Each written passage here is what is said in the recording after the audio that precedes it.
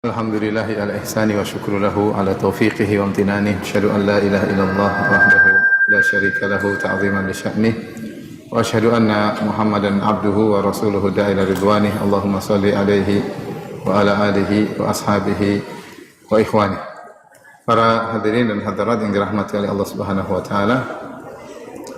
Alhamdulillah, puji dan syukur kita panjatkan kepada Allah Subhanahu wa taala yang masih memberikan kita kesempatan untuk bisa bermajelis pada sore hari ini untuk saling mengingatkan, ya, terutama tentang musuh bebuyutan kita, yaitu iblis dan para pengikutnya, ya, yang cita-citanya adalah menjerumuskan kita dalam neraka jahanam. Ya. Kita tahu bahwasanya dalam kehidupan ini kita menghadapi dua musuh yang besar. Yang pertama adalah musuh internal, yaitu hawa nafsu kita sendiri, dan yang kedua adalah musuh eksternal, yaitu iblis dan para pengikutnya, ya. Yang kita dianjurkan untuk berlindung dari dua musuh tersebut dalam setiap pagi dan petang, ya. Ya, di mana kita berlindung kepada min syarri nafsi wa min syarri syaitan, berlindung kepada bahayanya jiwa yang buruk dan juga bahaya syaitan. Allahumma fatiras samawati wal ard, alimal ghaibi wasyahada, rabb kulli syai'in malika, asyhadu an la ilaha illa anta, a'udzubika min syarri nafsi wa syarri syaitani wa syirkih. Dalam riwayat yang lain, wa syarri syaitani wa syarakih. Itu adalah doa yang kita dianjurkan untuk membacanya setiap pagi dan petang, yaitu, ya Allah, aku berlindung kepada Engkau dari keburukan jiwaku, yaitu musuh internal, wa syarri syaitani, dan keburukan syaitan, wa syirkih, dan kesyirikannya, dalam riwayat wa syarakih, dan jerat-jeratnya atau para pengikutnya. Nah, pada kesempatan kali ini kita akan bahas tentang musuh eksternal yang berbahaya, yaitu iblis dan para pengikutnya. Sungguhnya Allah Subhanahu wa taala telah mengingatkan kita dengan firman-Nya, inna syaitana lakum aduwwun fattakhidhuhu aduwwa. Sungguhnya syaitan adalah musuh bagi kalian, maka jadikanlah syaitan adalah musuh kalian, ya. Innahu yad'u hizbahu liyakunu innama yad'u hizbahu liyakunu min ashabis sa'ir. Sungguhnya dia menyeru, ya, pengikutnya untuk menjadi penghuni neraka jahanam, itu untuk menemani dia dalam neraka jahanam. Bagaimana kisah iblis, ya? Kenapa begitu dendam kepada Adam dan keturunannya, kepada kita semua? Kenapa kita semua jadi target iblis untuk dimasukkan dalam neraka jahanam? Kisahnya ma'ruf, sebagaimana Allah sebutkan dalam banyak ayat dalam Al-Quran, bahwasanya iblis dahulu dikenal sebagai makhluk yang saleh. Sampai para ulama khilaf apakah dia termasuk asalnya adalah golongan jin ataukah golongan malaikat. Khilaf di kalangan para salaf. Sebagian mengatakan iblis asalnya adalah dari malaikat, dan sebagian salaf mengatakan iblis adalah dari golongan jin. Meskipun pendapat yang lebih kuat bahwasanya iblis adalah dari golongan jin, sebagaimana firman Allah Subhanahu wa taala, kana minal jinni fa fasaqa an amri rabbih.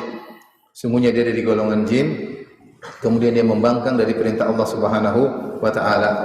Dan dia dari golongan jin karena kita tahu unsur penciptaan malaikat dan jin dan manusia berbeda. Kata Nabi sallallahu alaihi wasallam, khuliqatil malaikatu min nur, malaikat tercipta dari cahaya, wa khuliqatil jan min marijin min nar, dan jin diciptakan dari nyala api. Wa khuliqa Adam, dan Adam mimma wusifa lakum, diciptakan dari apa yang dijelaskan kepada kalian, itu dari tanah. Sehingga jin, iblis bukan dari kalangan malaikat tapi dari golongan jin. Namun kenapa bisa timbul khilaf? Ini pendapat sebagian salaf. Karena saking solehnya iblis. Awalnya dia sangat apa? Soleh. Sehingga sampai ada sebagian salaf berpendapat dia dari golongan malaikat. Terlebih lagi Allah Subhanahu wa taala menyebutkan iblis dalam barisan jin, ya. Menguruskan iblis dalam barisan malaikat. Wa idz qala rabbuka lil malaikati wa idz qulna lil malaikati isjudu li adama fasajadu illa iblis. Tatkala kami berkata kepada para malaikat, sujudlah kepada Adam, Allah katakan kami perintahkan kepada malaikat untuk sujud kepada Adam, maka fasajadu, semua malaikat sujud illa iblis, kecuali iblis. Seakan-akan iblis adalah bagian dari golongan apa? Malaikat. Artinya iblis dulu gaulnya sama malaikat. Gaulnya sama siapa? Malaikat. Saking solehnya. Sekian lama dia beribadah kepada Allah Subhanahu wa taala ya. Dengan takwanya, dengan kesolehannya. Tetapi semua itu berubah ketika Allah menghadirkan pendatang baru yang Allah langsung muliakan, yaitu Allah menciptakan Adam alaihissalam dengan Allah memberikan banyak kelebihan pada Adam. Di antaranya Adam diciptakan alaihissalam dengan kedua tangan Allah Subhanahu wa taala. Ya. Ma mana'aka an tasjuda lima khalaqtu bi yadayya. Kata Allah Subhanahu wa taala, wahai iblis, apa yang menghalangimu untuk sujud kepada Adam yang aku ciptakan dengan kedua tanganku? Kemudian selain itu Adam alaihissalam diajarkan oleh Allah ilmu yang tidak diketahui oleh para malaikat. Wa 'allama Adam al-asma'a kullaha thumma 'aradahum 'ala al-malaikati faqala anbi'uni bi asma'i haula'i in kuntum shadiqin. Allah ajarkan ilmu kepada Adam yang para malaikat tidak tahu, Adam tahu. Jadi Adam dimuliakan dengan ilmu. Kemudian yang ketiga, Allah menyuruh para malaikat termasuk iblis untuk sujud kepada Adam. Rupanya hal ini menjadikan iblis hasad kepada Adam. Oleh karenanya dikatakan awwalu dzambin usiya fis sama' al-hasad wa awwalu dzambin usiya Allah fil ardi al-hasad. Dosa pertama kali yang Allah dimaksiati di langit adalah karena hasad. Hasadnya iblis kepada Adam, dan dosa yang pertama kali Allah dimaksiati di bumi adalah juga karena hasad, yaitu hasadnya Qabil kepada Habil. Inilah rupanya hasad ini menjalar ke dalam tubuh iblis, dan iblis tidak terima ketika dia disuruh sujud kepada Adam ya. Dia disuruh sujud kepada Adam. Maka ketika Allah menyuruh iblis sujud kepada Adam, malaikat sujud. Iblis tidak mau. Kemudian dia mengungkapkan isi hatinya, dia berkata, ana khairun minhu, saya lebih baik daripada Adam. Ngapain saya sujud kepada dia? Ya karena ya dia merasa hebat ya. Khalaqtani min nar wa khalaqtahu min tin. Engkau ciptakan dari api, sedangkan Adam engkau ciptakan dari tanah. Artinya ini pembahasan panjang, pernyataan iblis yang tidak benar, dan ini menggunakan kias yang fasidul i'tibar, tapi kita tidak bahas masalah itu. Tapi intinya saya cerita bagaimana awal mula iblis adalah makhluk yang saleh, taat beribadah kepada Allah entah berapa ratus tahun, entah berapa ribu tahun, Allah alam, tapi kemudian akhirnya dia pun berubah karena hasad yang tidak bisa dibendung dalam hatinya, yaitu dengki kepada Adam alaihi salam. Ya. Akhirnya ketika dia membangkang, maka Allah hukum dia ke dalam neraka jahanam. Karena dia membangkang, Allah hukum dia dalam neraka jahanam. Ketika dia dihukum dalam neraka jahanam, dia minta izin kepada Allah Subhanahu wa taala. Ya. Minta izin untuk menggoda Adam dan minta izin untuk menggoda anak keturunan Adam, ya. Kata iblis, "Anzirni ila yaumi yub'atsun." Ya Rabbku, tangguhkanlah kematianku sampai hari kebangkitan. Yaitu jangan matikan aku sampai hari kebangkitan. Kata Allah, qala innaka minal munzarin. Engkau termasuk yang ditangguhkan kematiannya. Jadi Allah izinkan iblis menggoda Adam dan juga menggoda keturunan Adam. Akhirnya mulailah iblis menggoda Adam. Adam sudah masuk dalam surga bersama istrinya, maka kemudian iblis menggoda Adam. Taib, iblis ini sebagaimana kita jelaskan adalah dari golongan jin, tetapi dia adalah jin yang panjang umur. Umurnya ditunda sampai hari kiamat. Adapun jin-jin yang lain meninggal. Jin-jin yang lain meninggal. Cuma kita tidak sampai berita kepada kita berapa umur jin biasanya. Kalau manusia biasanya kan 60 sampai 70 tahun.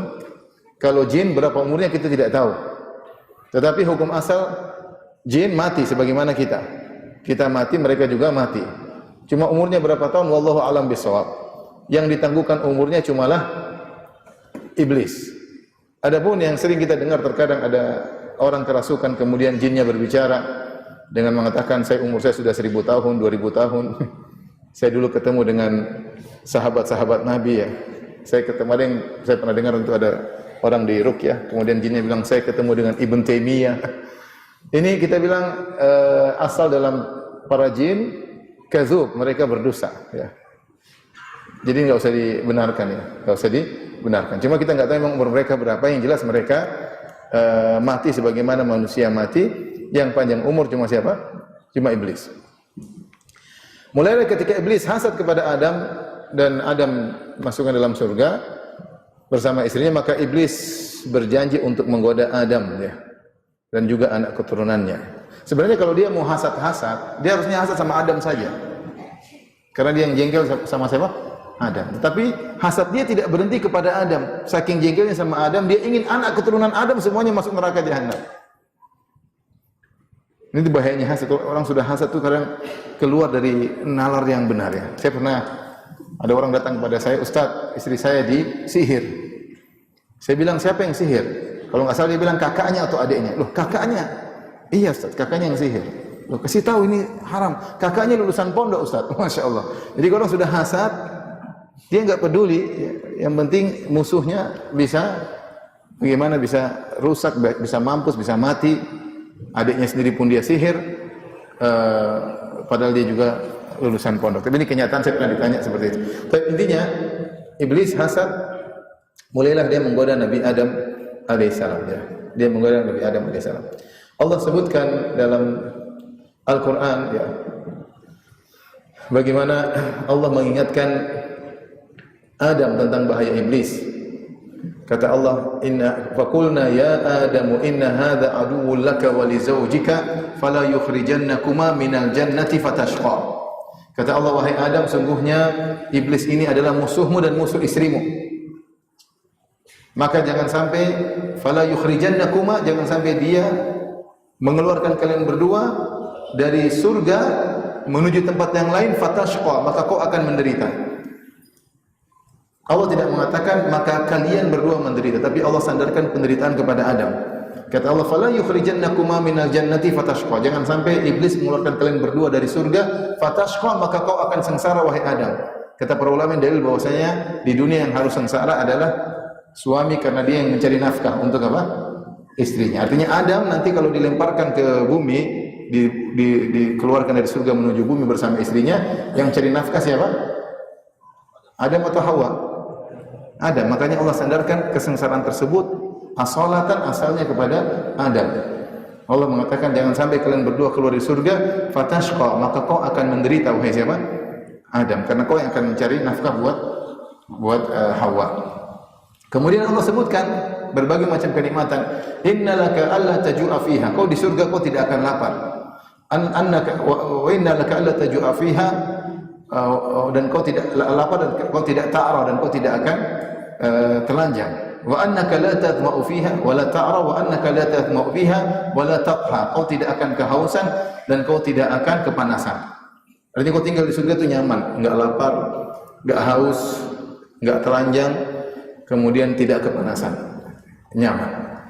Mulailah Adam tinggal bersama Hawa, ya.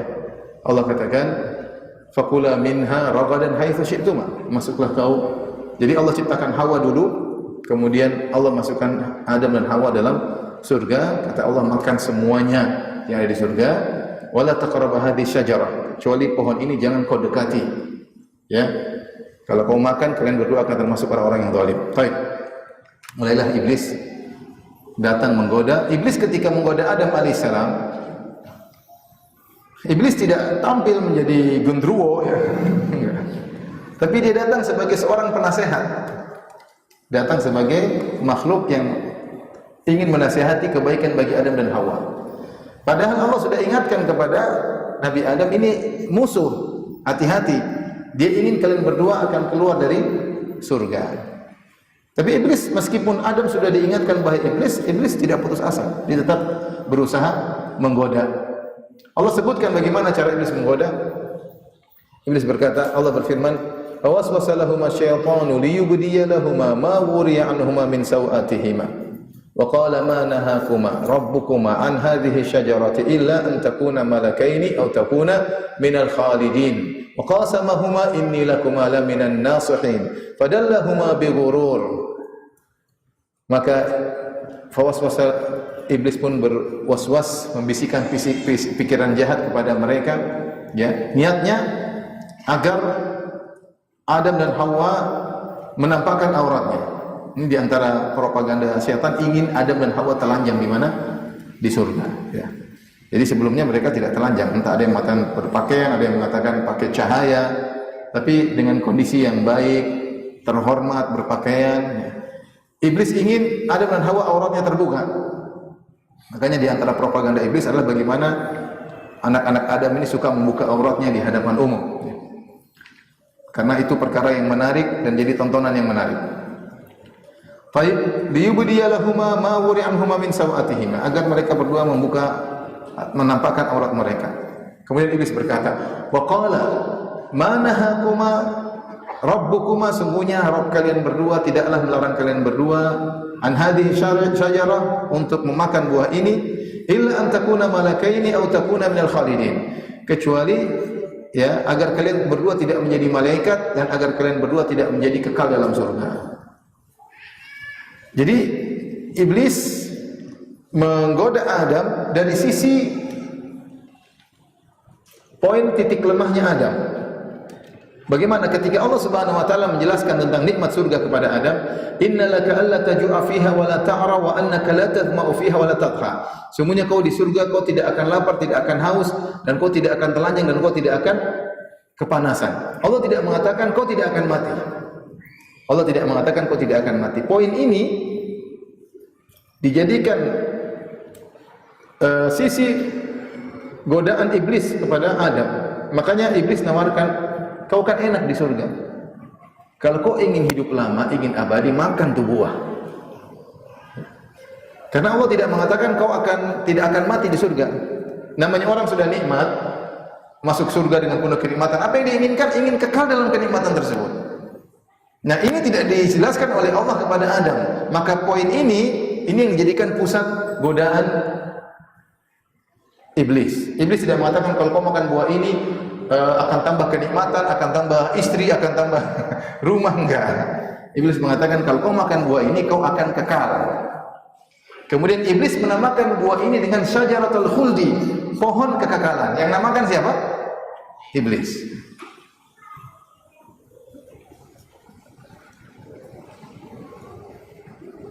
Dalam surat Thaha kata iblis, qala hal adulluka ala syajaratil khuldi wa mulkin la yabla. Wahai Adam, ya Adam, hal adulluka, maukah aku tunjukkan kepada engkau ala syajaratil khuldi, pada sebuah pohon kekekalan, wa mulkin la yabla, dan kerajaan yang tidak akan sirna. Ini dari sisi ini. Jadi iblis tidak bicara ngalor ngidul, dia ketika menggoda fokus. Ini poin lemahnya Adam, karena Adam ingin apa? Kekal. Jadi iblis pintar, iblis tahu masing-masing kita mana titik kelemahan kita. Iblis tahu. Sebagaimana iblis tahu Adam pasti pengin yang ini, pengin kekal. Hal adulluka ala syajaratil khuldi, maukah aku tunjukkan kepada engkau kepada suatu pohon al-khuldi, yaitu pohon yang namakan pohon khuldi siapa? Iblis. Padahal pohon itu tidak mengekalkan, tapi iblis namakan. Wa mulkin la yabla, dan kerajaan yang tidak akan sirna. Kalau kau makan ini selesai. Bahkan kau akan menjadi malaikat yang tidak bakalan mati. Ya.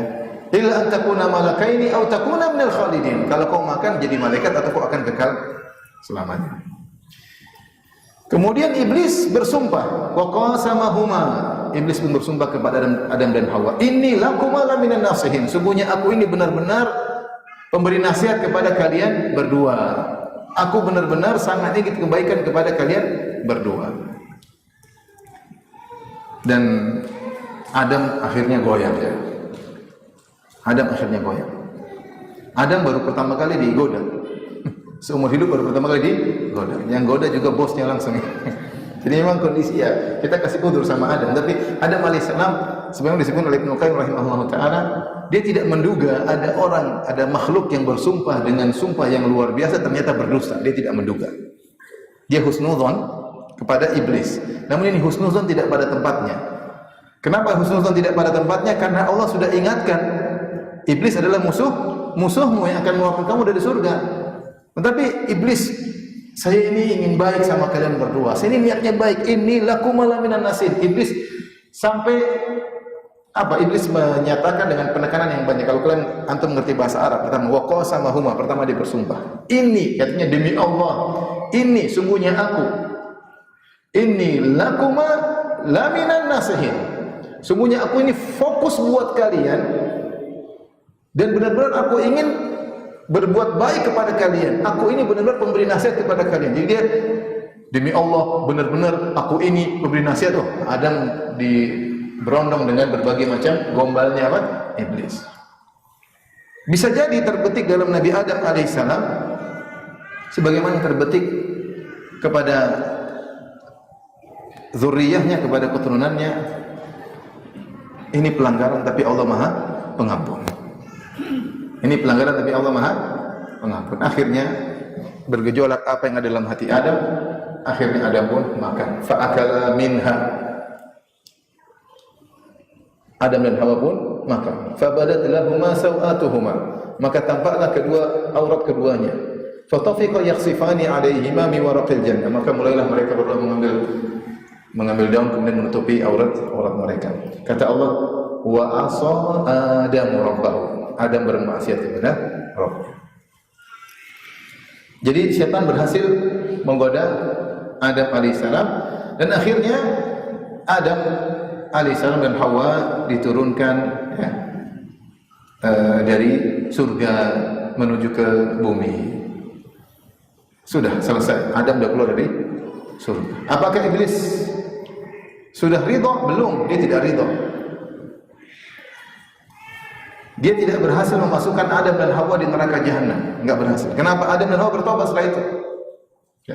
Qala rabbana zalamna, ketika Allah tegur alam anhakuma an tilkuma syajara wa aqul lakuma inna syaitana lakuma aduwwum mubin. Wahai Adam dan Hawa, bukankah aku telah melarang kalian berdua dari mendekati pohon tersebut, dan aku telah jelaskan kepada kalian berdua bahwasanya syaitan adalah musuh kalian berdua. Allah ingatkan, kenapa kau melanggar wahai Adam? Kenapa Hawa melanggar? Akhirnya qala rabbana zalamna anfusana wa illam taghfir lana wa tarhamna lanakunanna minal khasirin. Maka mereka berdua berdoa, ya Allah, rabbana zalamna anfusana, sesungguhnya kami telah menzalimi diri kami. Wa illam taghfir lana wa tarhamna lanakunanna minal zalimin. Kalau kau tidak ampuni kami, tidak merahmati kami berdua, sungguh kami termasuk orang-orang yang merugi. Ya. Maka Allah mengatakan, ya, dalam ayat yang lain, fatalaqqa Adamu min rabbih kalimatin fataba alaih. Maka Adam dan Hawa menerima kalimat-kalimat dari Allah. Sebagian ahli tafsir mengatakan, ketika Adam dan Hawa berdosa, dan ini pertama kali mereka berdua berdosa, mereka bingung apa yang mereka ucapkan. Ini dosa terus bagaimana? Apa yang harus mereka ucapkan? Maka Allah ilhamkan, ajarkan bagaimana cara bertobat. Fatalaqqa Adamu min rabbih kalimat. Maka Adam pun menerima kalimat-kalimat dari Rabb-Nya, yaitu Rabbana zalamna anfusana. Allah ajarkan kepada Adam bagaimana cara bertobat. Ya Rabb kami, sungguhnya kami telah menzalimi diri kami. Ya. Wa illam taghfir lana, kalau Kau tidak ampuni kami, wa tarhamna, tidak merahmati kami, lanakunanna minadh zalimin, maka kami termasuk orang zalim. Kata Allah, fataba alaih. Maka Adam pun diterima taubatnya oleh Allah Subhanahu wa taala. Meskipun Allah menerima taubat Nabi Adam alaihissalam, tapi ada dampak maksiat yang dia lakukan, sebagaimana telah Allah putuskan, maka dia harus turunkan di bumi bersama istrinya Hawa. Namun diterima taubatnya. Iblis tidak terima, tidak puas, Adam tidak bisa masuk neraka, seorang nabi. Maka dia ingin anak keturunannya masuk neraka jahanam. Dalam ayat yang lain Iblis berkata kepada Allah Subhanahu wa taala, "Qala ara'aitaka hadzal ladzi karramta 'alayya la in akhartani ila yaumil qiyamati la ahtanikanna dzurriyyatahu illa qalila." Kata iblis, "Ya Allah, lihatlah ini orang yang kau muliakan daripada aku, Adam ini, yang kau muliakan, lebih memuliakan dia daripada aku. Kalau kau izinkan aku untuk ditunda kematianku sampai hari kiamat, lihat aku akan bawa menjerumuskan anak keturunannya ke dalam neraka jahanam, kecuali hanya sedikit yang selamat." Ya, kecuali sedikit yang selamat. Dalam ayat yang lain kata iblis, qala fa bima aghwaytani la aqudanna lahum siratal mustaqim. Karena kau telah memutuskan aku sesat ya Rabb, la aqudanna lahum siratal mustaqim thumma la atiyannahum min bayni aydihim wa min khalfihim an aymanihim an syama'ilihim wa la tajidu aktsarahum syakirin. Aku akan nongkrong menggoda mereka. La aqudanna lahum siratal mustaqim. Aku akan nongkrong menghalangi mereka dari jalanmu yang lurus. Dimanapun mereka berjalan, aku nongkrongi mereka, aku tongkrongi mereka. Thumma la atiyannahum min bayni aydihim. Aku akan goda mereka dari depan. Wa min khalfihim, dari belakang, wa an aymanihim, dari kanan, wa an syama'ilihim, dari kiri.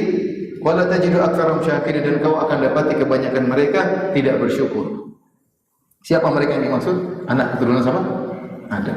Oleh karena kita semua ini anak keturunan siapa? Adam. Kita ini semua target iblis. Kita semua target iblis. Setiap kita target iblis. Antum, saya, semua target iblis untuk masuk neraka jahanam. Maka waspada, jangan merasa pede. Musuh yang kita hadapi tidak mudah, ya. Iblis dan anak buahnya, ya. Baik. Dari situlah, ya, inilah sejarah singkat tentang iblis, kenapa dia hasad dan kenapa dia ingin menjerumuskan kita, ya. Sehingga dia dendam kepada Adam alaihissalam dan dia dendam kepada anak keturunan Adam, itu dendam kepada kita semua, ya. Makanya Allah Subhanahu wa taala telah mengingatkan Adam alaihissalam sebagaimana Allah ingatkan kita. Allah ingatkan Adam, ya, inna hadza aduwwun laka wa li zawjika fala yukhrijannakuma minal jannati fatashqa. Wahai Adam, sungguhnya iblis adalah musuhmu dan musuh istrimu. Jangan sampai dia mengeluarkan kalian berdua dari surga, maka engkau akan sengsara. Demikian juga Allah telah ingatkan kepada kita, alam ahad ilaikum ya bani adam alla ta'budu syaitan innahu lakum aduwwum mubin. Bukankah aku telah ingatkan kepada kalian wahai anak-anak Adam, jangan sembah syaitan, sesungguhnya dia adalah musuh yang nyata. Allah juga berfirman dalam surat Al-A'raf, ya bani adam la taftinannakumus syaitan la yaftinannakum asy-syaitanu kama akhraja abawaykum minal jannah yanzi'u anhuma libasahuma liyuriyahuma sawatihima. Wahai anak-anak Adam, jangan sampai kalian terfitnah oleh syaitan sebagaimana syaitan telah berhasil memfitnah kedua nenek moyang kalian. Yanzi'u anhuma libasahuma, sesungguhnya syaitan telah berhasil melepas baju dari ayah dan ibu kalian, nenek moyang kalian. Liyuriyahuma sawatihima, untuk memperlihatkan mereka kepada mereka aurat mereka. Jadi jangan kalian, hati-hati.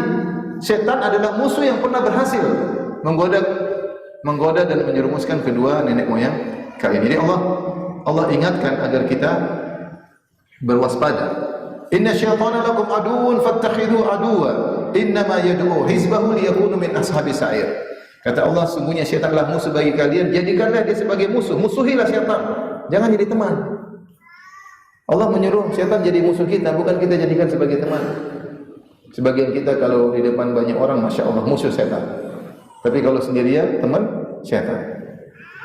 Kalau sendirian teman setan, nggak ada yang lihat jadi teman setan. Konco berat dengan setan. Depan orang, masya Allah, di atas manhaj, di atas sunnah. Kalau sendirian jadi teman setan. Allah mengatakan, fattakhiduhu aduwa, jadikanlah setan sebagai musuh kalian. Innama yad'u hizbahu liyakunu min ashabis sa'ir. Dia itu menyeru pengikutnya untuk menemani dia dalam neraka jahanam. Karena dia akan masuk neraka jahanam dan dia ingin ada teman-temannya masuk dalam neraka jahanam menemani dia. Makanya para ulama mengatakan hasad paling tertinggi adalah model hasadnya iblis. Hasad yang biasa, hasad yang biasa kita dapati, hasad itu bagaimana? Hasad yang biasa itu ada orang dapat kenikmatan, kita ingin kenikmatannya pindah kepada kita, itu hasad yang biasa. Ada seorang misalnya di kantor, kemudian tahu-tahu diangkat menjadi direktur, yang di bawah cemburu, ya, pingin orang ini tertangkap atau tertuduh sehingga dia mengganti posisi direktur tadi. Artinya kenikmatannya berpindah dari orang lain kepada dirinya. Itu hasad yang biasa.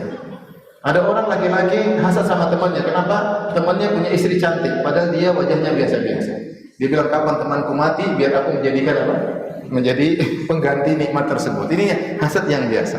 Hasad yang antara misalnya para pedagang ingin tokonya sepi, tokonya ramai, ingin orang-orang ramai pindah ke dia dan toko dia jadi apa? Sepi. Itu hasad yang biasa. yang ingin nikmat pindah dari orang lain kepada dirinya. Hasadnya iblis lebih daripada itu. Dia tidak butuh nikmat pindah. Kalau dia hasad yang biasa, dia ingin Adam keluar dari surga dan dia ingin masuk surga. Itu hasad biasa, tapi hasad iblis tidak begitu. Hasad iblis yang penting Adam keluar dari surga. Meskipun saya tidak menempati apa? Surga. Itu dia ingin merasakan sama-sama menderita. Dia lihat orang kaya, ingin orang kaya itu miskin seperti dia. Itu hasad parah, itu hasad iblis. Bukan kekayaannya pindah kepada dia, tapi dia ingin si kaya itu miskin sama seperti itu. Hasad tingkat tinggi. Kata para ulama itu hasad tingkat tinggi. Iblis ingin anak keturunan Adam menemani dia di neraka. Bukan dia menggantikan posisi Adam di surga, tapi ingin sama-sama di neraka. Ya. Sama dengan hasadnya orang-orang Yahudi. Orang Yahudi hasad kepada kaum ini. Wadda katsir min ahli kitab law yaruddunakum min ba'di imanikum kuffaran hasadan min indi anfusihim. Banyak ahli kitab ingin kalian kafir lagi seperti mereka karena hasad. Mereka tahu mereka kufur karena tidak beriman kepada Nabi Muhammad SAW, orang Yahudi. Dan mereka ingin kalian yang sudah beriman kepada Nabi Muhammad SAW kufur seperti dulu agar statusnya sama seperti mereka. Ini hasad yang paling parah. Hasadnya iblis. Jadi dia menggoda manusia, menggoda keturunan Adam untuk apa? Untuk menemani dia dalam neraka jahanam. Hasad yang paling ringan cuma nggak suka aja lihat orang dapat kenikmatan. Itu hasad paling ringan. Lihat orang kaya, hasad. Bukan tidak ingin dia miskin, tidak ingin kenikmatan pindah sama dia, cuma nggak suka saja. Sekedar tidak suka itu namanya apa? Hasad. Paham? Sering antum begitu nggak? Lihat orang beli mobil baru, nggak suka. Kenapa nggak suka? Orang harusnya bahagia, kita ikut bahagia. Dia beli mobil baru, kita nggak suka. Antum nggak suka tanpa sebab, itu namanya apa? Hasad. Antum lihat orang misalnya di YouTube ternyata followersnya lebih banyak. Antum nggak suka, loh kenapa antum nggak suka? Itulah antum nggak suka, itu namanya apa? Hasad. Kalau nggak suka ada sebabnya karena begini, ya oke lah. Kalau nggak ada sebab juga nggak suka, itulah hasad. Ya, itulah hasad. Tapi hasad yang paling tinggi tadi hasadnya iblis, ingin seseorang hilang dari kenikmatan yang dia rasakan tanpa harus kenikmatan tersebut pindah kepada dirinya. Itu hasadnya iblis. Baik. Nah, iblis ketika menjalankan proyeknya untuk menjerumuskan manusia dalam neraka jahanam, maka dia menggait anak buahnya banyak. Dia punya anak buah dari golongan jin dan golongan manusia. Oleh karenanya ada istilah syaitan. Syaitan itu adalah sifat bagi makhluk yang jahat, baik dari golongan jin maupun dari golongan manusia. Jin tidak semuanya buruk. Kata para jin, wa anna minna salihuna wa minna duna dzalik kunna tara'iqa qidada. Kami para jin, di antara kami ada yang orang-orang soleh dan di antara kami ada yang tidak soleh. Kami ini bermacam-macam modelnya. Nah, jin-jin yang jahat yang menjadi anak buah iblis, itulah syaitan. Itulah syaitan. Manusia pun demikian. Ada manusia yang menjadi anak buah syaitan, disadari atau tidak disadari. Allah Subhanahu wa taala berfirman, "Wa kadzalika ja'alna likulli nabiyyin aduwan syayatinal insi wal jinni yuhi ba'dhum ila ba'dhin zukhrufal qawli ghurura." Kata Allah Subhanahu wa taala, demikianlah kami jadikan bagi setiap nabi musuh syayatinal insi wal jinni, setan-setan manusia dan setan-setan jin. Allah sebut ada setan manusia, ada setan apa? Jin. Yuhi ba'dhum ila ba'dhin zukhrufal qawli ghurura, yang saling membisikkan kata-kata yang indah untuk menipu. Jadi ada setan manusia, ada setan manusia. Setan manusia banyak, Fir'aun, Abu Jahal, Abu Lahab. Ya. Zaman sekarang siapa? Jangan kepancing antum. Itu pertanyaan jebakan. Jadi setan manusia banyak ya. Sampai orang-orang berulama mengatakan Jaham bin Safwan, yang semua firqah yang menyimpang dalam asma wa sifat kembali kepada Jaham bin Safwan. Ya.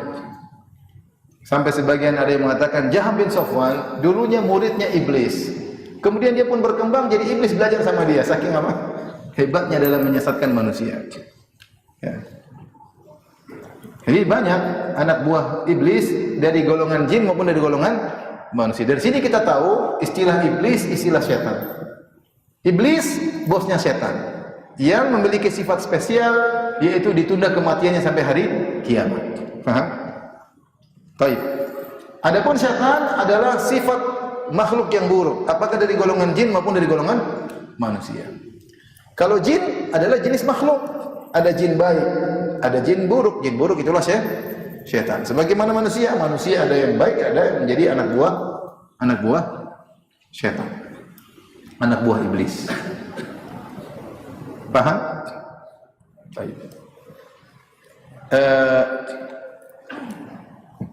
Dan akhirnya setan dengan anak buahnya menggoda anak-anak Adam, dan akhirnya banyak anak-anak Adam yang masuk dalam neraka jahanam.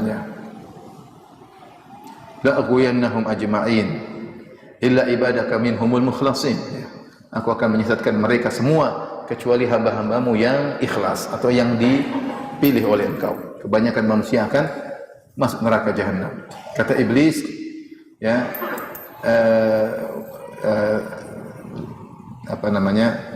kata iblis, ya, la aqudanna lahum siratal mustaqim thumma la atiyannahum baini aydihim min khalfihim an aymanihim wa an syama'ilihim wa la tajidu aktsarahum syakirin.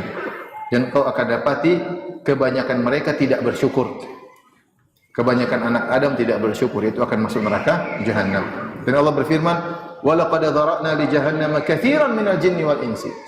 Sungguh kami telah penuhi neraka jahanam dengan banyak manusia dan jin. Lahum qulubun la yafqahuna biha. Mereka punya hati namun mereka punya qalbu, punya sanubari namun mereka tidak berfikir dengan qalbu mereka.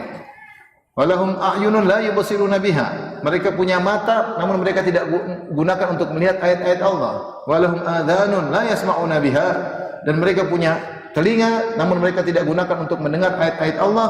Ulaika kal an'am. Mereka itu penghuni neraka dari golongan jin dan manusia seperti binatang ternak. Balhum adhal, bahkan lebih buruk daripada, lebih sesat daripada binatang ternak. Ya. Saya ingat ada kawan pernah meruqyah seorang kerasukan jin, dia baca surat Al-A'raf sampai pada ayat ini. Wa laqad dhara'na li jahannama katsiran minal jinni wal insi lahum qulubun la yafqahuna biha wa lahum a'yunun la yubsiruna biha wa lahum adhanun la yasma'una biha ulaika kal an'ami bal hum adhal. Sungguhnya mereka itu seperti binatang ternak, bahkan lebih parah. Jin yang langsung berontak. Tidak, katanya. Dia teriak pada waktu ayat sampai ayat ini. Kelihatannya dia tahu bahasa Arab, makanya dia protes. Dia tidak, dia protes. Jadi demikianlah. Jadi banyak yang akan masuk neraka jahanam sebagaimana Allah kabarkan. Artinya banyak keturunan Adam yang akhirnya tergoda oleh iblis dan para anak buahnya. Baik, sekarang kita renungkan tentang syaitan, musuh kita ini. Syaitan, ya, termasuk iblis. Di antara sifat-sifat syaitan yang buat sulit berhadapan dengan dia, padahal dia adalah musuh kita, tapi sulit berhadapan dengan dia. Pertama, syaitan dan pasukannya melihat kita namun kita tidak melihatnya. Kata Allah, innahu yarakum huwa wa qabiluhu min haitsu la tarawnahu. Sungguhnya iblis dan pengikut-pengikutnya melihat kalian dari sisi kalian tidak bisa melihat mereka. Kalau kita punya musuh kelihatan, enak kita bisa berhadapan. Tapi kalau musuh enggak kelihatan, repot. Kita punya musuh syaitan dan iblis yang tidak bisa kita lihat. Sehingga dia enak saja mau goda dari depan, dari belakang, dari kanan, dari kiri, kita tidak tahu. Kita tidak tahu karena kita tidak tahu. Kalau kita lihat, ini iblis ini. Kamu iblis. Kita bisa menghindar, kita enggak tahu. Tahu-tahu dia membisikkan dalam hati. Kita enggak ngerti. Musuh kita tidak kelihatan. Makanya di antara ibadah yang berat adalah al-murabit, orang yang berjaga di daerah perbatasan. Itu pahalanya besar. Orang yang berjaga di daerah perbatasan. Bahkan kalau dia meninggal maka amal jariah mengalir kepadanya. Yang ini tidak disebutkan bagi orang yang mati syahid. Kenapa? Karena orang yang di daerah perbatasan dia tidak ngerti, tiba-tiba ada yang tembak dia, nggak ngerti musuh di mana. Daerah perbatasan itu ngeri. Karena musuh tidak kelihatan, tiba-tiba datang pelan-pelan. Dia lagi sholat, lagi apa, ditembakin. Kalau medan pertempuran ya kelihatan sudah, saling hadap-hadapan, bisa melawan. Kalau tidak kelihatan, repot. Ini kesulitan pertama berhadapan dengan iblis dan teman-temannya adalah musuh kita tidak kelihatan. Kemudian syaitan ketika menggoda, dia tidak jauh-jauh, dia dekat dengan kita. Bahkan saking dekatnya, dia mengalir dalam tubuh manusia seperti aliran darah. Kata Nabi SAW, "Inna syaitana yajri min bani Adam majra dam." Sungguhnya syaitan mengalir dalam tubuh manusia seperti aliran apa? Darah. Sebenarnya dia masuk, bukan musuh jauh, bukan musuh dalam selimut lagi, musuh dalam daging, musuh dalam darah dan daging.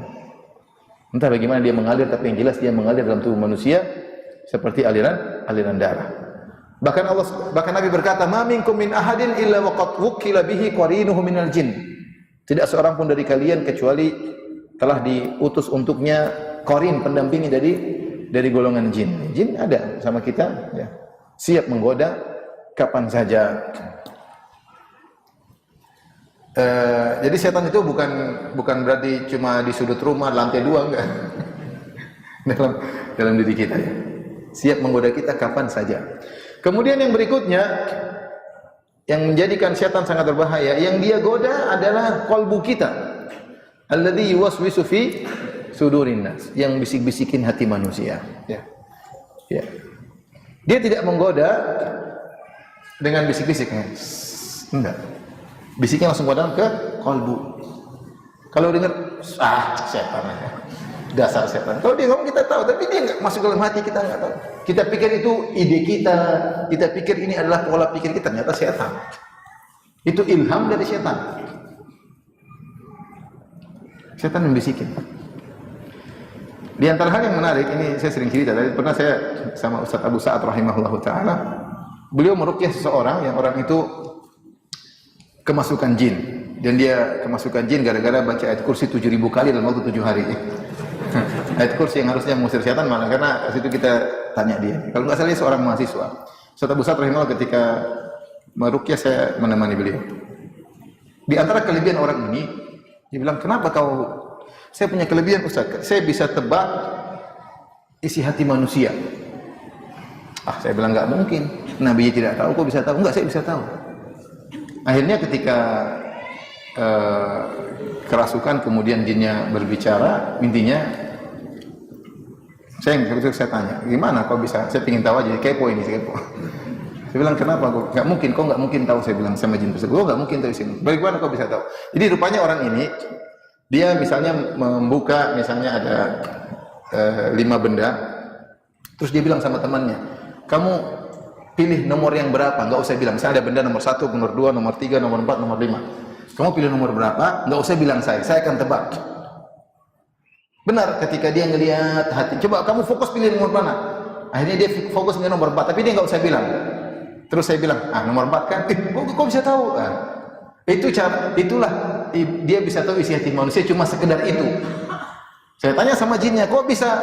Kata jinnya, "Begini Ustaz, jadi saya bisik-bisikin, nomor 4, nomor 4. Ini kenyataan maksudnya. Tapi jin pendusta, ya. Tapi maksud saya, jadi terkadang ketika iblis menggoda dalam hati seorang, dia merasa itu ilham dia merasa itu pola pikir, ternyata iblis, syaitan yang memberikan bisikan-bisikan tersebut. Saya pernah ketemu dengan seorang, dia selalu digoda, dia dalam dirinya ada jin Nasrani. Kemudian selalu dia bilang, "Ustaz, saya dibisik-bisikin tentang agama Nasrani, bahwasanya Nasrani itu benar, Trinitas itu adalah tauhid." Dibisikin terus. Ada jinnya bisik-bisikin, bukan bisikin suara. Kalau bikin suara kita bisa kabur, kita bisa setel murotal, selesai. Enggak, tapi dia langsung dalam hati, langsung dalam pikiran. Langsung dalam pikiran, menunjukkan bisikan iblis sangat berbahaya. Akhirnya orang punya akidah macam-macam. Ada yang nekat di pinggir pantai akhirnya tenggelam. Kenapa bisa begitu? Ada yang bisikin. Ini bahayanya iblis. Iblis langsung masuk ke dalam qalbu sanubari manusia, dan qalbu manusia, sanubari manusia, itulah yang menentukan iya dan tidak. Ada khilaf di kalangan para ulama atau ada pendapat. Sebenarnya akal itu tempatnya di mana? Ada yang mengatakan akal tempatnya di otak, ya. Ada yang mengatakan akal tempatnya di sanubari, di kolbu. Yang benar bahwasanya akal letaknya di kolbu. Data untuk mengolah, berpikir benar itu di otak, tapi yang iya atau tidak mengambil keputusan adalah apa? Qalbu. Paham? Otak ini untuk data, tapi untuk iya atau tidak, lakukan atau tidak, maju atau mundur, yang menentukan adalah qalbu. Nah, inilah yang dibisikkan oleh iblis. Kemudian di antara bahayanya musuh kita ini setan tidak pernah lelah menggoda. Kita kenal ada makhluk namanya malaikat. Malaikat, kata Allah, la yasamun, la yafturun, yusabbihuna al-laila wan nahara, la yafturun. Malaikat bertasbih kepada Allah siang dan malam dan tidak pernah capek. Tercipta dari cahaya yang energinya tidak pernah habis. Subhanallah. Tidak makan dan tidak minum. Kita makan, energi kita habis. Malaikat diciptakan, sekali diciptakan energinya tidak pernah habis. Jadi Allah menciptakan dengan sumber energi yang luar biasa. La yafturun, tidak pernah capek. Beribadah kepada Allah, la yasamun, tidak pernah bosan. Kita capek, kita lelah, kita bosan, sehingga terkadang Rasulullah ajarkan kepada kita variasi dalam ibadah agar kita tidak bosan. Dan Rasulullah menyuruh kita sedikit-sedikit, yang penting berkesinambungan agar tidak bosan. Karena kalau terus-terus bisa jadi bosan. Kata Ibnu Abbas, kana yatakhawwalu Nabi sallallahu alaihi wasallam bil mau'izah. Rasulullah sallallahu kasih nasihat juga tidak terus-terusan. Rasulullah selang-seling supaya tidak bosan. Itu sifat manusia bosan. Dan sifat manusia letih. Syaitan termasuk makhluk yang tidak capek untuk menggoda. Sampai syaitan dalam sebagian riwayat tidak tidur siang. Kata Nabi, qilu fa inna syaitana la yaqil. Tidurlah siang karena syaitan tidak tidur apa? Siang. Kenapa? Dia tidak mau tidur siang, dia menggoda terus. Kesempatan untuk mengajak orang-orang ke dalam neraka jahanam. Dalam hadis kata Nabi sallallahu alaihi wasallam, inna syaitana qa'ada li ibni adam bi atruqih. Sungguhnya syaitan itu nongkrong di jalan anak Adam dengan semua jalannya.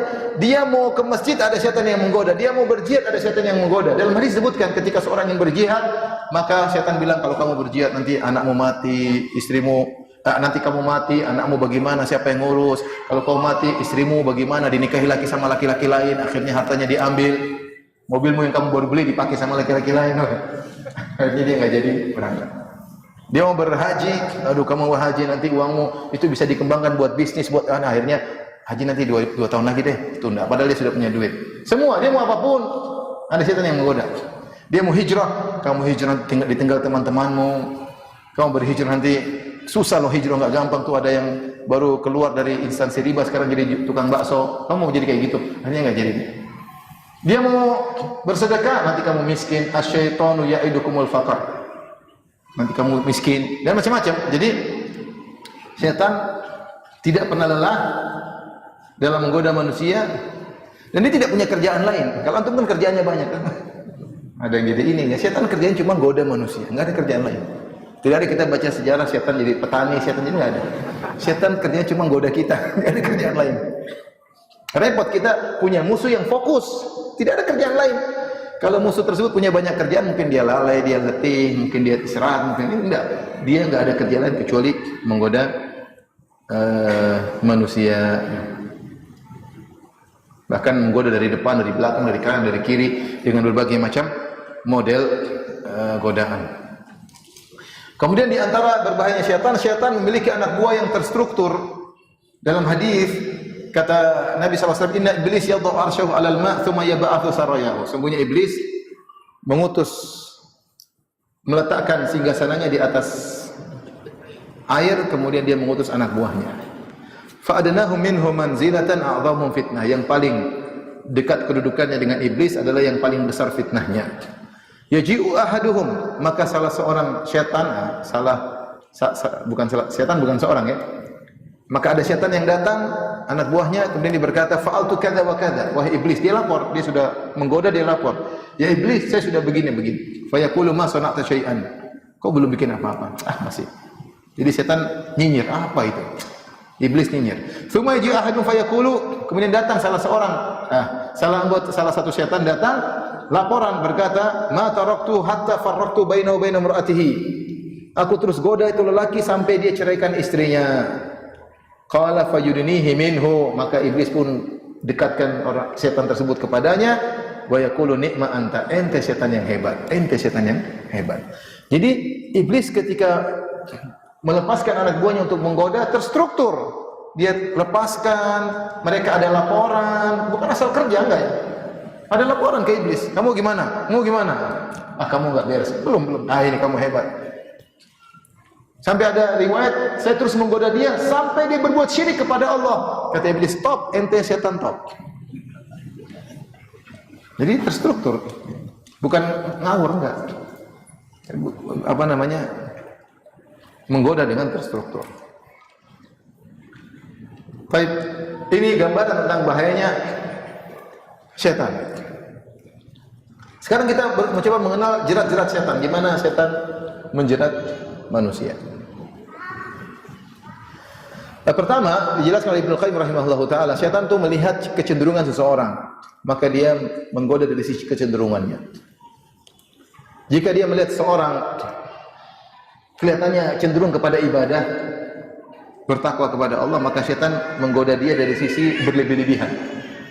Sikap ekstrim, dibuat dia ekstrim. Harusnya dia sudah pada derajat yang bagus, dibuat ekstrim agar berlebih-lebihan. Makanya Nabi sallallahu alaihi wasallam ketika hajian, Rasulullah SAW ingin melempar jamarat, maka Rasulullah SAW mengambil beberapa kerikil. Kemudian Rasulullah SAW taruh di telapak beliau, kemudian Rasulullah SAW tampakkan kepada para sahabat. Kata Nabi SAW, "Bimithli haula'i farmu iyyakum wal ghulu fa inna ma ahlaka man kana qablakumul ghulu." Kata Nabi, hati-hatilah kalian dari sikap berlebih-lebihan. Lemparlah seperti kerikil-kerikil ini, jangan besar-besar. Cukup ukurannya segini, kata Nabi SAW. Dan janganlah kalian berlebih-lebihan dengan melempar dengan kerikil yang besar. Karena sungguhnya yang telah membinasakan umat-umat terdahulu adalah sikap berlebih-lebihan. Rasulullah sudah ingatkan, tapi tetap saja ada yang berlebih-lebihan. Ambil kerikil batu besar, setan, terus lempar. Lempar apa? Dengan keras, lempar ya. Padahal tidak boleh, harus aturannya kerikil yang kecil, tidak boleh besar-besar. Meskipun ketika kita melempar, kita meniru sunnah Ibrahim alaihissalam ketika melempar setan, ketika setan menggoda dia di Mina. Tapi kita tidak boleh berlebihan, ada aturannya. Jangan ambil batu besar, jangan lempar pakai sendal ya. Sebagian orang seperti itu. Sampai saya pernah hajian, kemudian saya cerita, saya ceramah seperti itu, saya bilang tidak boleh lempar berlebihan. Meskipun kita semangat tapi tidak boleh. Kita bilang Allahu Akbar, ikut sunnah Nabi SAW. Kemudian ada yang cerita, Ustaz, iya Ustaz, waktu itu ada orang koruptor, dia sebut namanya fulan, koruptor, hajian Ustaz. Terus dia lempar setan, kemudian batunya kembali, ada kertas tulisan sesama setan jangan saling melempar. Nah, ini nggak benar ini. Saya pikir serius, ternyata bohong.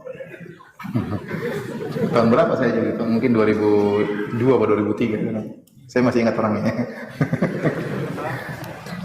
Jadi intinya, tidak boleh berlebihan.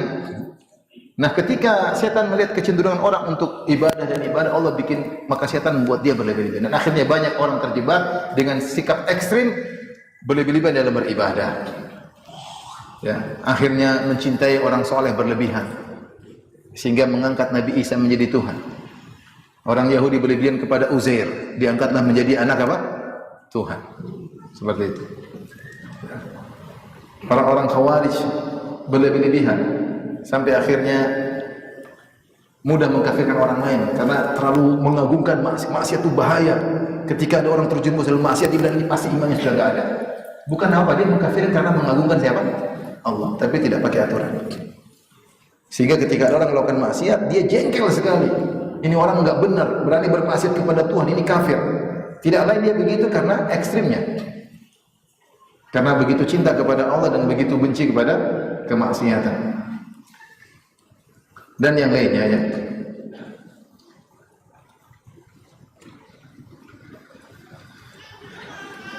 Dan banyak orang terjebak dari sini. Jadi setan menggoda dari sisi kecenderungan seorang. Kalau seorang kecenderungan bermaksiat, maka setan semakin menggelincirkannya. Ya. Kata Allah Subhanahu wa taala, "Alam taru anna arsalna syayatina 'alal kafirina ta'uzzuhum azza." Jadi kamu lihat bahwasanya kami telah mengirim syaitan-syaitan kepada orang-orang kafir untuk menghasut mereka berbuat maksiat. Jadi semakin dihasut semakin bermaksiat. Kata Allah juga, "Wa ikhwanuhum yamuddunahum fil ghayyi tsumma la yuqsirun." Syaitan menggoda manusia, wa ikhwanuhum, dan teman-teman setan dari golongan manusia ikut-ikut menggoda, terus menyemangati maksiat, tumalai kusirun, dan mereka tidak malas-malasan dalam menghasut, memprovokasi untuk bermaksiat. Makanya kita lihat setan manusia lebih semangat daripada setan jin, karena setan jin tidak kelihatan. Setan manusia kalau provokasi maksiat, di YouTube, di internet, tahu siapa orangnya? Itu jebakan ya. Baik, ini metode setan pertama, mengenal kecenderungan seorang, kemudian dia menggoda dari sisi tersebut.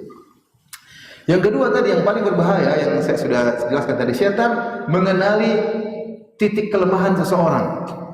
Orang ini digodanya bagaimana, orang ini digodanya bagaimana. Makanya Ibnul Jauzi menulis buku Talbis Iblis. Bagaimana iblis menggoda orang soleh, bagaimana iblis menggoda ulama, bagaimana iblis menggoda. Disebutkan karena setan sudah berpengalaman. Setan sudah berapa tahun hidup? Sudah banyak, dan dia pengalaman dia banyak, wawasan dia banyak. Bagaimana menggoda ini, bagaimana menggoda ini, bagaimana menggoda ustaz, gimana digoda, pejabat bagaimana digoda gitu. Nah, kalau ini kamu kasih jabatan, korupsi dia nggak mau. Kalau dikasih cewek, KO. Yang ini dikasih cewek, astagfirullah.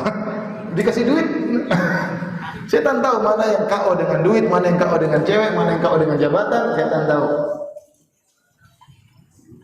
Kenapa? Dia sudah berpengalaman. Dia tahu titik kelemahan mana. Ini dia akan lemah di sini. Bagaimana tadi iblis tahu Adam lemahnya di sini. Dia maksud saya iblis cerdas. Lihat, Allah mengatakan kepada Adam, wahai Adam, kalau kau masuk surga, kau tidak akan lapar, tidak akan haus, tidak akan telanjang, tidak akan kepanasan. Tapi Allah tidak bilang kau akan kekal. Tidak disebut. Maka iblis tahu, Adam ini pasti dia ingin kekal dalam kenikmatan tersebut. Maka dia goda dari sisi itu. Nah, kita ini, sisi lemah kita banyak. Nah, kalau Adam cuma satu, kita sisi lemahnya apa? Banyak. Digoda dengan cewek, KO. Jangankan cewek cantik, cewek separuh-separuhnya sudah KO. Apalagi cewek cantik kan ini. Dia kata. Jangan yang jabatan tinggi-tinggi, jabatan kecil aja bertengkar, ribut. Mau jadi direktur apa? Direktur kantor kecil udah ribut. Belum kalau direktur kantor besar. Ribut kadang-kadang masalah. Kadang ribut gara-gara jadi mudir pondok. Ini mudir pondok yang duitnya nggak ada, ribut kadang-kadang. Setan menggoda. Dan banyak ya, ustaz juga ada godanya tersendiri. Para audiens juga ada godanya sendiri. Masing-masing ada godaan. Maka seorang bertakwa kepada Allah Subhanahu wa taala. Jadi setan tahu titik kelemahan seorang. Di antara jeratan syaitan adalah menghiasi maksiat.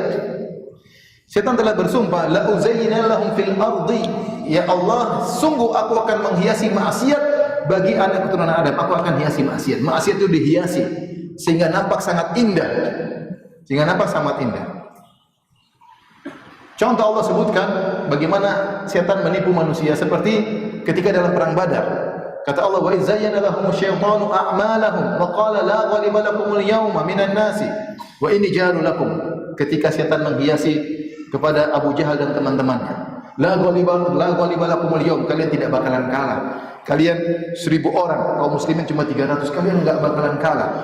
Wa inni jaru lakum, dan aku akan menolong kalian. Padahal bohong.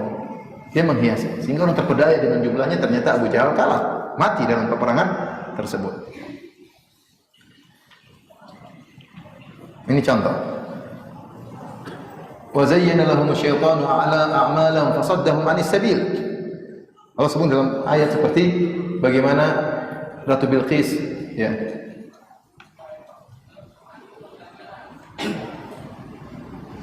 Inni wajh kata burung Hud, inni wajadtu imra'atan tamlikuhum wa utiyat min kulli syai'in wa laha 'arsyun 'azim. Ya, aku mendapati ada seorang wanita yang menguasai mereka, ya.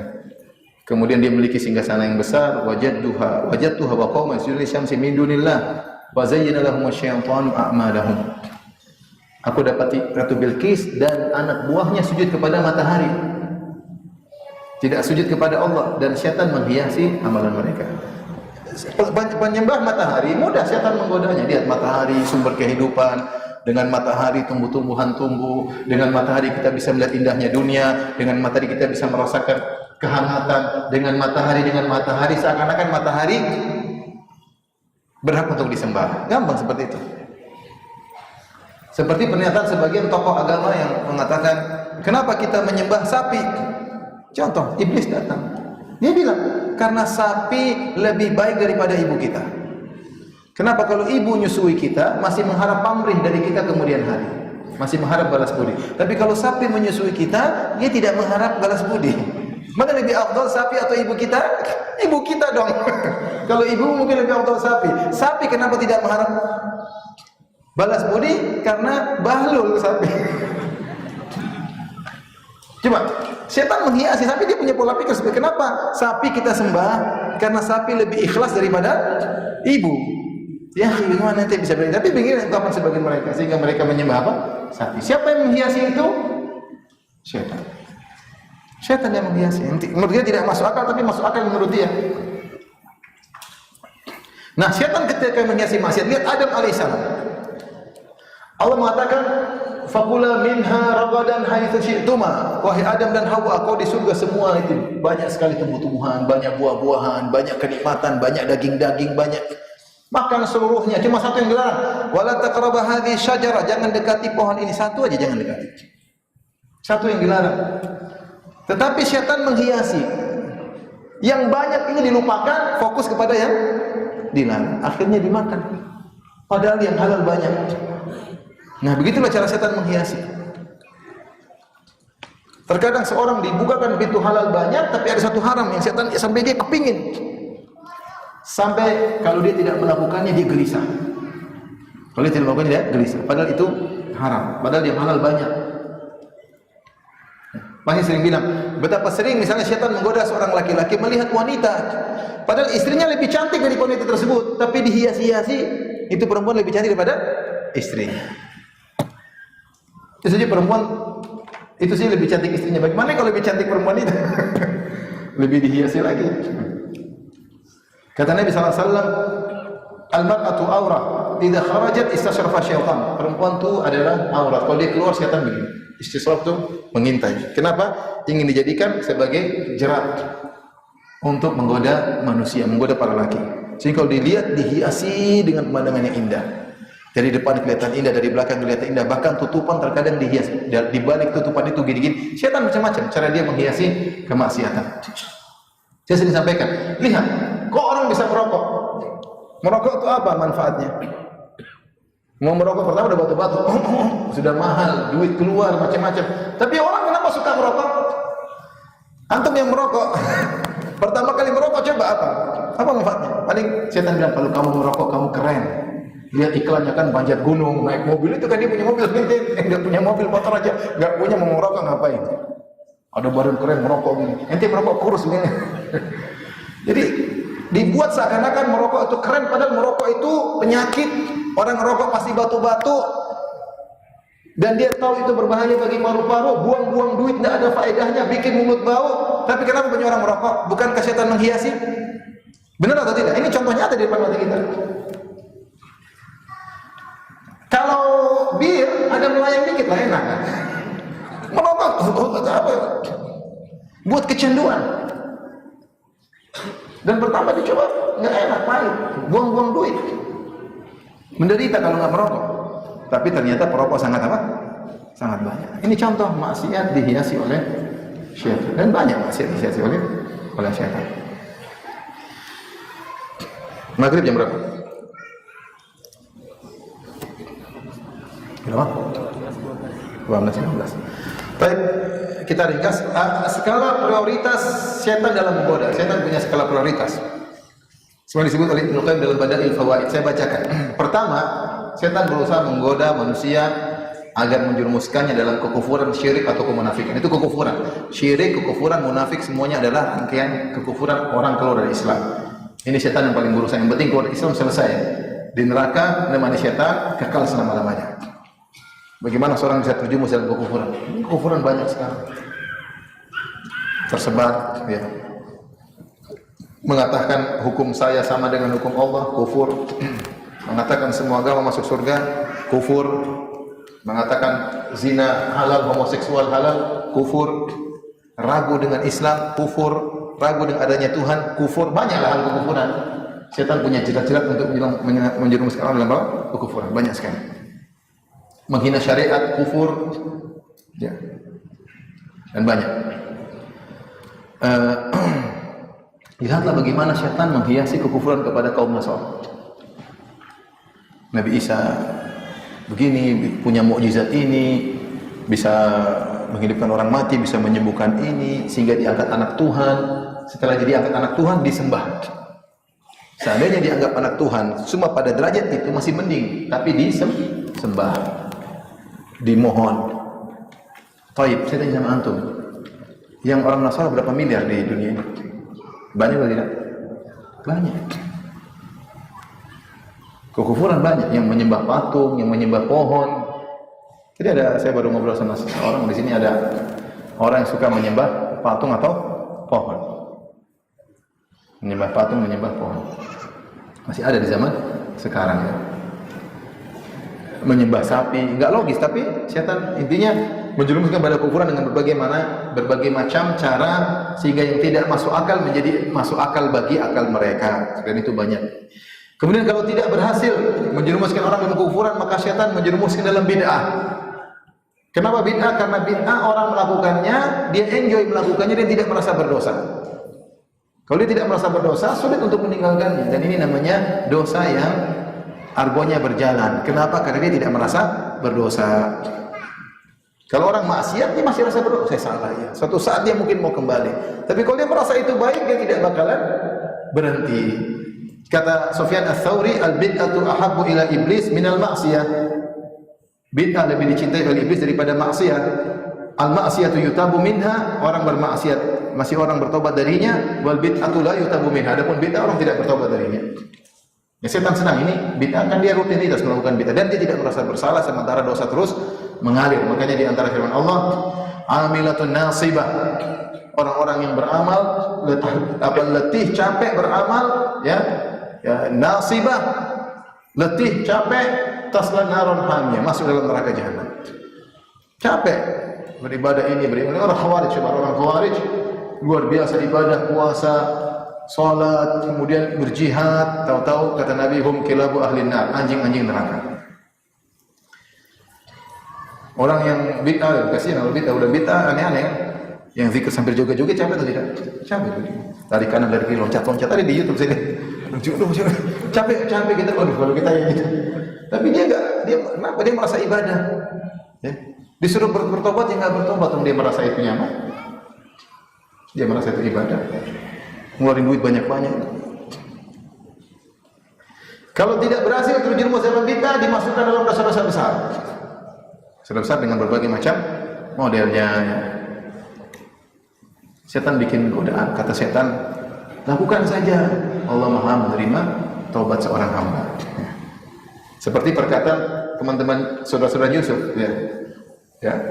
Uqtulu Yusuf aw itrahuhu ardha yakhlu lakum wajhu abikum wa takunu min ba'dihi qauman salihin. Ketika kakak Yusuf 10 orang berdiskusi, kita di Yusuf ngapain nih? Sudah dua cara, kita bunuh atau kita buang dia sehingga ayah kita bisa fokus ngurusin kita. Yusuf sudah nggak ada lagi. Setelah itu kita taubat.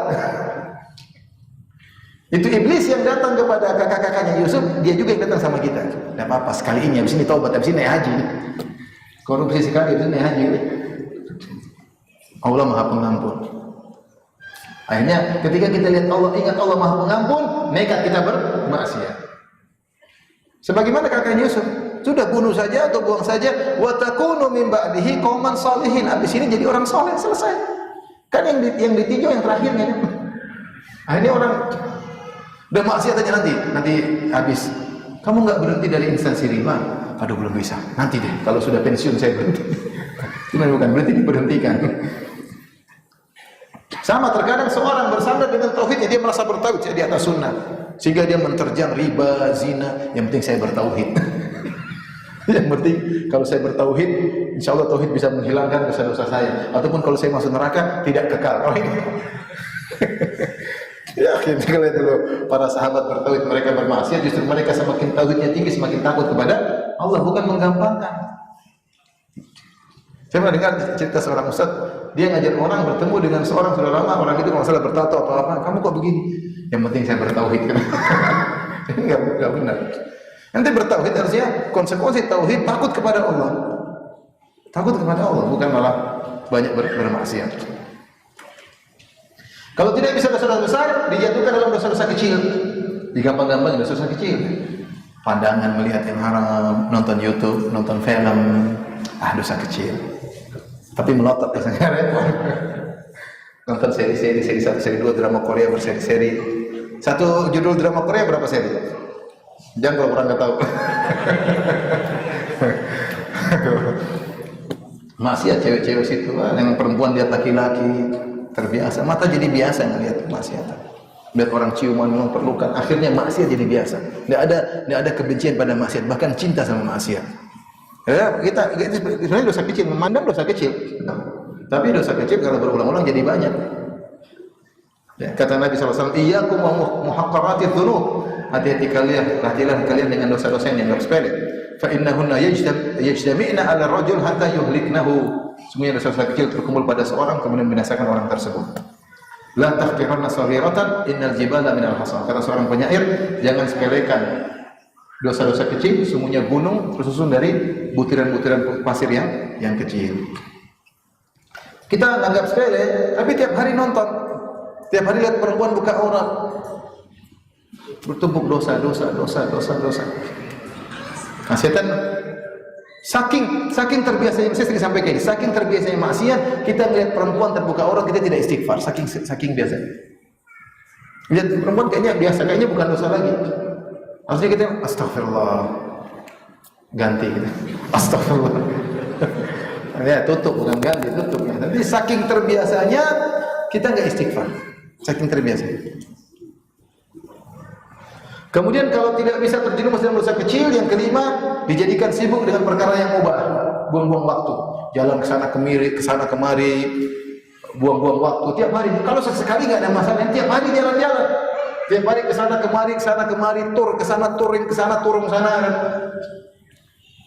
Tiap hari mancing ikan, duit banyak udah, sewa kapalnya pergi ke tengah laut tiap hari kacau. Kalau antum pelayan enggak apa-apa. Kalau antum nelayan enggak apa-apa. Nah, kalau antum penuntut ilmu sesekali enggak apa-apa. Orang namanya hobi, menghilangkan stres. Tapi jangan terlalu sering. Karena buang-buang umur. Tiap hari manjat gunung sana, manjat gunung sini. Kalau sesekali oke, olahraga. Tapi kalau sering-sering ya buang-buang waktu. Sehingga kita disibukkan perkara-perkara yang mubah, perkara yang jelas-jelas sunnah tidak kita kerjakan. Mungkin 24 jam, sunnahnya 1 jam, 23 jamnya perkara mubah. Tidak berdosa, tidak, tapi buang-buang umur. Kalau setan tidak mampu menjerumuskan dosa kecil, setan menjerumuskan dalam buang-buang usia. Sehingga ketika kita meninggal dunia, amal kita sedikit. Yang terakhir, makanya saya ingatkan kita kalau sudah usia 40 tahun ke atas, hati-hati. Coba yang 40 tahun ke atas, angkat tangan coba. Waspada. Sudah di puncak, tinggal turun lagi sudah. Nggak ada naik ke atas lagi, nggak ada. Mau badan kekar, mau apa tetap aja turun ke bawah. Kalau sudah 40 ke atas, ntar lagi ma'asalamah. Makanya waspada. 40 sudah. Bukan kalau antum umur 30 mungkin antum main-main touring sana. Udah 40 sudah lah. Fokuslah beribadah. Waktu jangan ada yang terbuang. Entah ente baca Quran, entah ente ngaji, entah ente cari nafkah buat anak istri, entah ente sambung silaturahmi, entah jenguk orang tua, pokoknya jangan ada waktu yang terbuang. Yang di bawah 40 tahun berusaha belajar sejak sekarang untuk menghargai waktu. Kemudian yang terakhir, kalau tidak bisa menyibukkan dengan perkara yang mubah, disibukkan dengan amal yang kurang utama. Setan menggoda sehingga dia sibuk dengan perkara yang kurang utama, meninggalkan yang utama. Contohnya gimana? Dia punya orang tua di rumah yang harusnya dia rawat, dia malah sibuk ngurus anak yatim, ngurus janda tua, janda muda, lebih semangat lagi. Orang tuanya yang perlu dia rawat tidak dia rawat, padahal pahala di sini.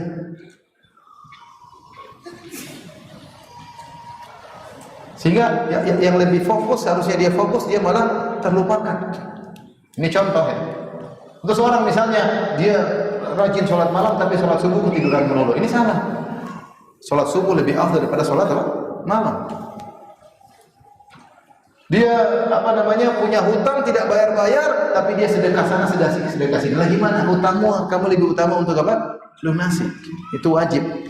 Ya, sementara ini kamu tidak. Ini contoh, maksudnya banyak hal yang setan ingin membuat kita lupa. Seorang wanita sibuk ngaji sana ngaji sini sama suaminya tidak taat. Mana lebih afdal, taat kepada suami atau ikut ngaji? Saya bukan jawaban dari ibu-ibu. Ibu mana lebih afdal, taat sama suami atau ikut pengajian saya? Lebih afdal taat sama suami. Jangan sampai ikut pengajian sana sini, tiap hari pengajian 3 kali, sama suami tidak taat, membangkang, angkat suara. Nah, ini salah ini.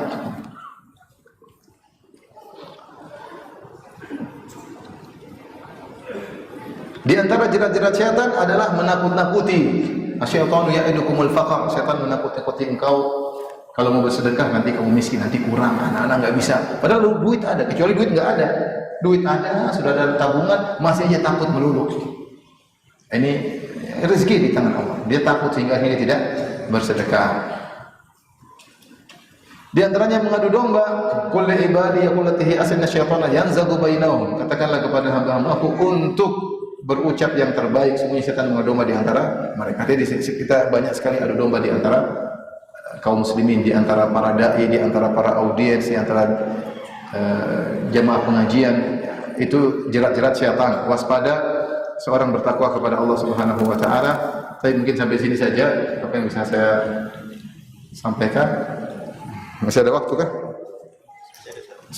Masih ada. Boleh. Kalau ada yang bertanya saya persilakan.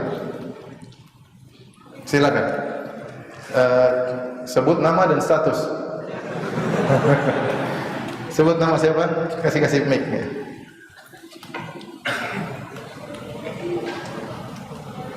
Silakan.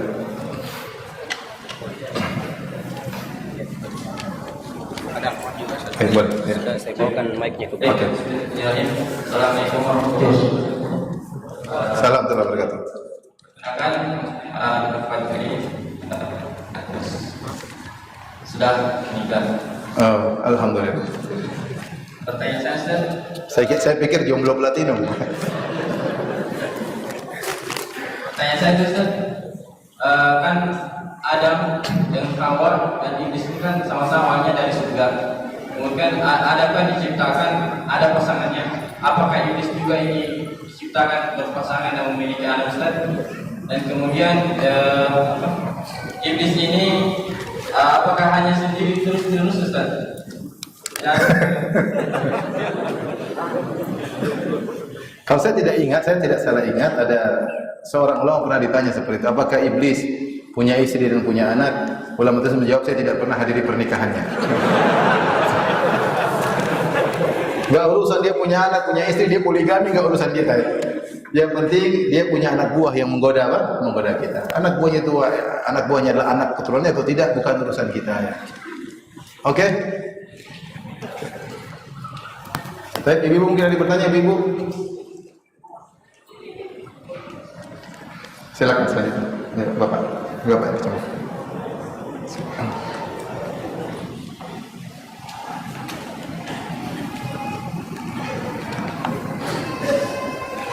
Bismillahirrahmanirrahim. Assalamualaikum warahmatullahi wabarakatuh. Waalaikumsalam warahmatullahi wabarakatuh.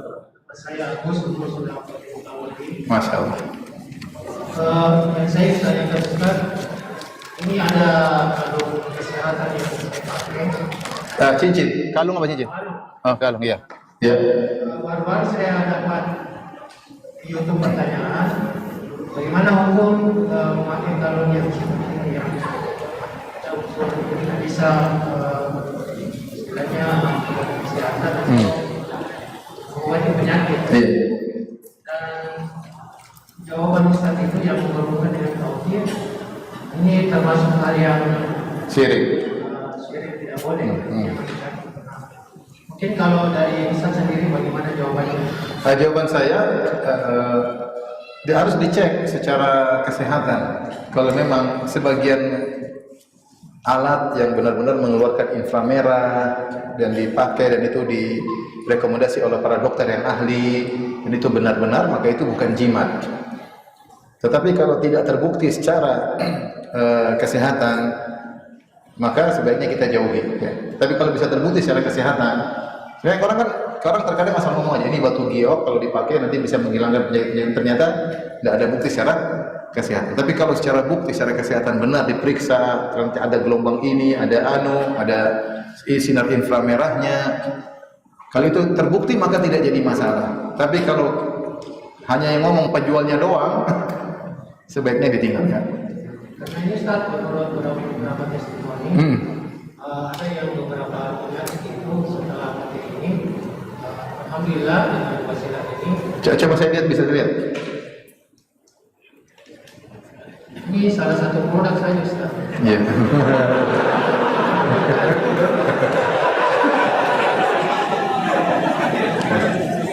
Ini apa kelebihannya? Apa yang buat bisa menyembuhkan? Ada magnet atau apanya? Kalau penjelasan dari perusahaannya ini, dia mengandung 7 unsur bumi. 7 unsur bumi lebih repot lagi kalau begitu.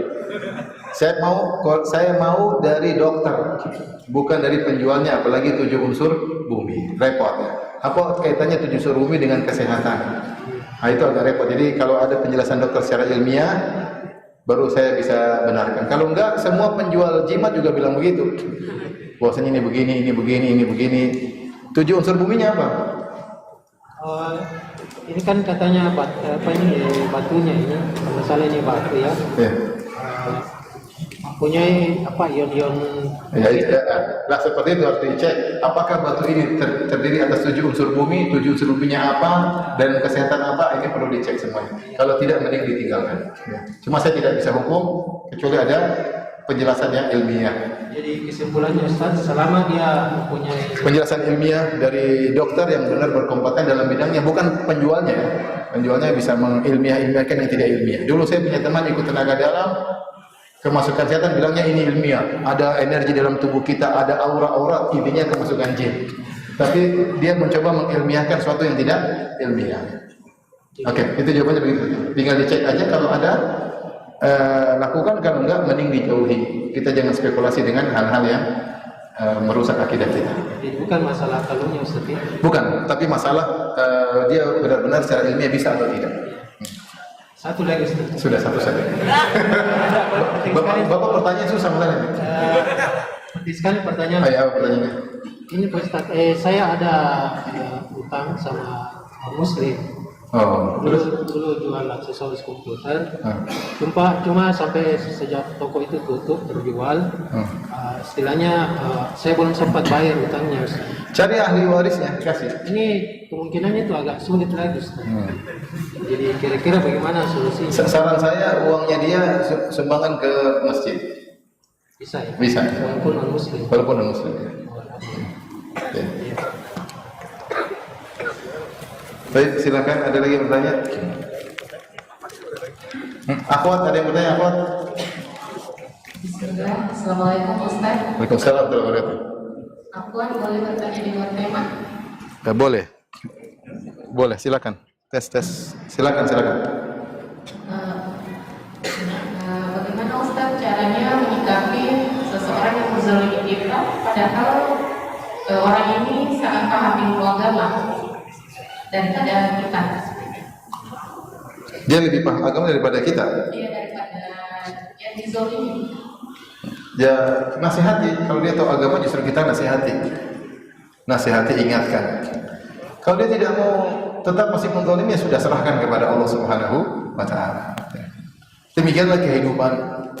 Ya, tidak selamanya kehidupan nyaman. Terkadang kita dizalimi, ya. Kalau kita dizalimi, kesempatan bagi kita untuk diampuni dosa-dosa kita, ya. Tapi kita nasihati, kamu jangan begitu, kamu kan ngerti dalilnya begini, nasihati. Kalau enggak, tulis surat agar dia baca dengan baik. Kalau ternyata dia tidak mau, ya sudah, itu namanya ujian dan musibah. Allah alam bisawab.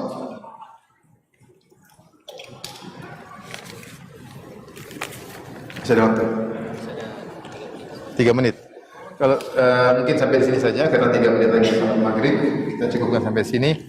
Kalau lebihnya saya mohon maaf. Wabillahi taufiq wal hidayah. Assalamualaikum warahmatullahi wabarakatuh. Subhanallah.